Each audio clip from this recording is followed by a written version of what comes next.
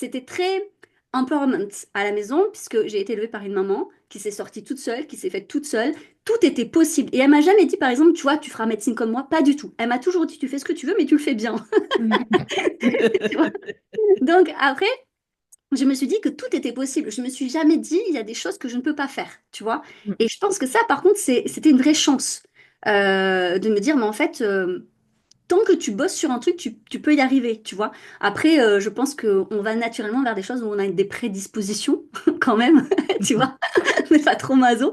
Mais ouais, je me suis... Voilà. Et l'entourage a beaucoup joué parce qu'après, j'ai su m'entourer de partenaires de vie, je veux dire, même en amitié ou en amour, qui m'ont toujours dit, non, fonce. Et puis, si tu n'y arrives pas, c'est pas grave, quoi, tu vois. Ouais. Donc, très vite, j'ai travaillé, par contre, mon rapport à l'échec, vu que j'avais conscience à quel point il a été mis en mal quand j'étais jeune, en fait.